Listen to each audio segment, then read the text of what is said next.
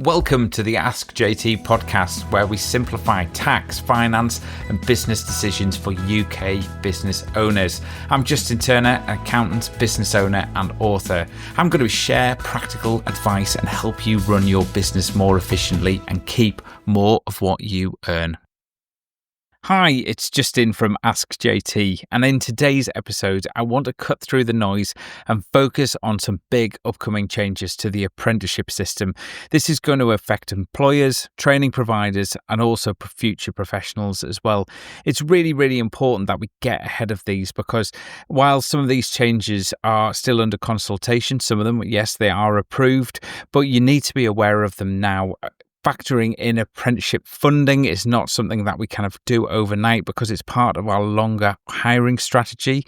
So even though we've still got some of the things under consultation, we need to think about what the strategy is going to be and what is actually going to happen. So without further ado, I'm going to dive you into the key stuff that you need to know. I'll start with the big one, is that basically from January of 2026, public funding of level 7 apprenticeships is going to be removed for those who are 22 or older. This is a major change, and it's already causing great concern for employers who've kind of relied on this pathway to kind of grow experienced staff into senior roles, where this has worked really, really well. And I've seen it through my teaching at Northumbria University, where I've been teaching innovation on a chartered management degree. We've been seeing members of staff coming in from the NHS, police forces, one of the big four accountancy firms has been there as well, taking on people who are maybe in their 30s and 40s and getting them a chartered management degree to really, really kind of be able to bring them into a senior role within the organisation.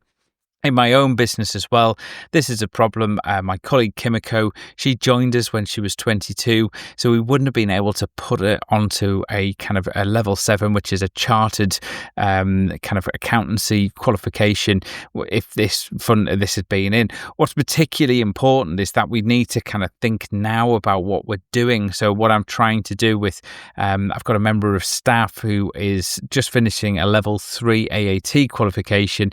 We're not going to be able to get him onto level 4. We're going to have to take him straight into the level 7 qualification. So it's changing my strategy, because I need to think about kind of how old people are, what point they're at with their qualifications, and also what we're kind of going to do strategically as well. So do pay attention to that one. It's particularly important. I think particularly for finance, law and management, that this window's closing fast and you need to do something about it now. The next thing as well is from August, so just around the corner really from the point I'm going to release this podcast, is we're going to see a new employer incentive of £2,000 become available for foundation apprenticeships. This is really to encourage younger kind of new starters into entry-level positions in the organisation. So if you are in a position where you are taking on entry-level people, definitely explore this new incentive and read up on the guidance on that as well. The next thing that's coming is probably from April of 2025, which has just happened, is that the assessment plans for all apprenticeship standards are kind of being rewritten. I think this is a good thing. It's going to aim to simplify and modernise the kind of assessment process. It could mean that kind of some of the apprentices that you've already got, you might see their kind of existing programs slightly change in structure or how they're being delivered as well. We've not really seen much of that change since it's happened, so I don't think that's necessarily a bad thing.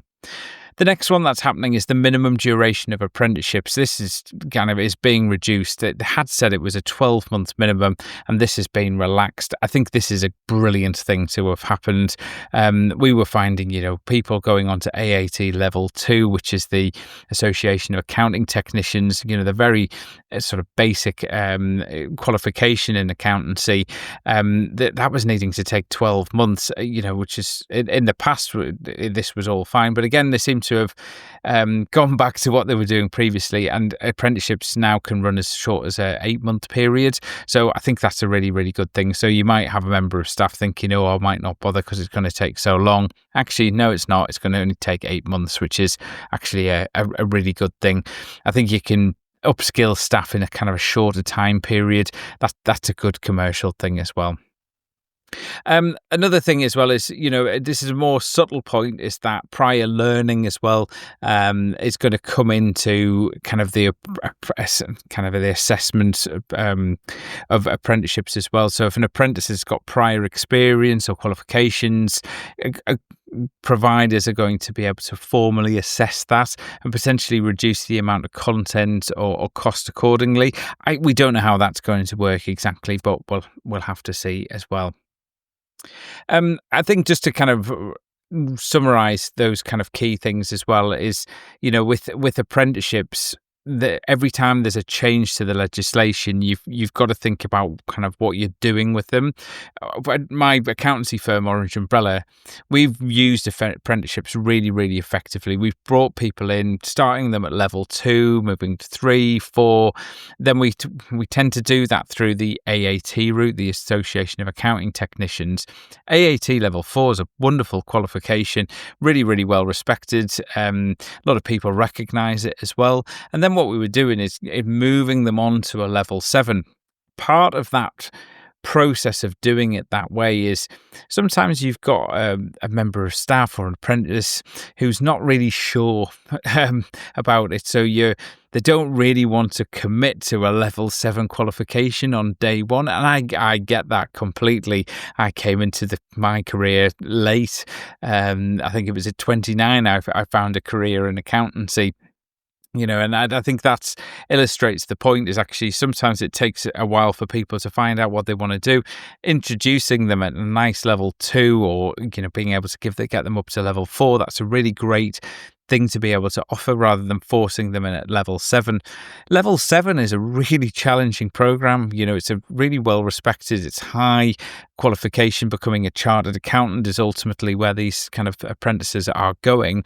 So you need to think about kind of how that's going to affect, these changes are going to affect what's happening within your organisation.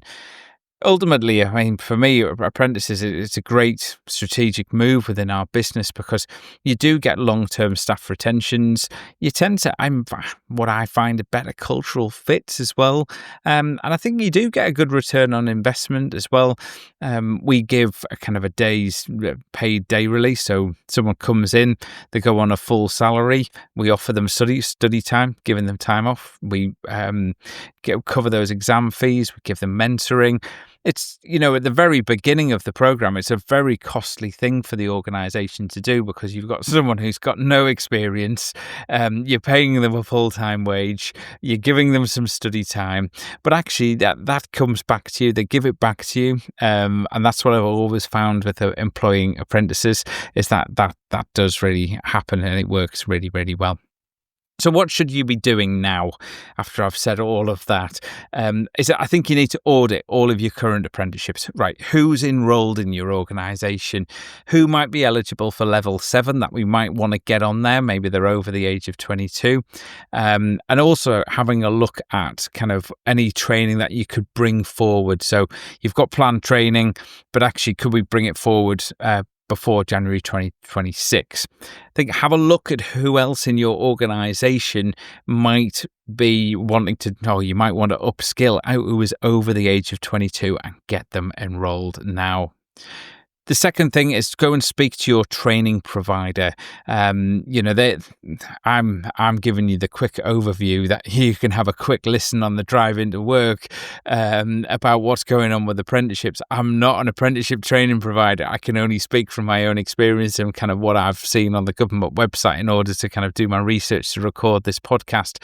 Your training provider should know all of the details inside out and back to front. We've got a brilliant relationship with our training provider. And I've already had a chat with them, and we're already doing things as well. The third thing you should consider is look at these foundation apprenticeships. You've got this incentive of £2,000. I think that's going to be coming kind of mid. It's going to run till, I should say, late July of 2025, I think. But again, talk to an apprenticeship training provider. They'll know all of that as well. And then the fourth thing is, have a look at these new standards. The problem is when the standards are being changed and what's required of apprenticeships, I think it can change the sector ever so slightly. So I think get yourself ahead of the curve of what's happening with apprenticeships, because it's going to position you really, really well and really competitively as well. No. Final thoughts just to wrap up here is I've spent years working with apprentices. I've been teaching it at university, a degree level, level 7 at Northumbria University. So I've got kind of a good sense for this. Most successful employers are going to treat apprenticeship funding like a strategy, not a subsidy.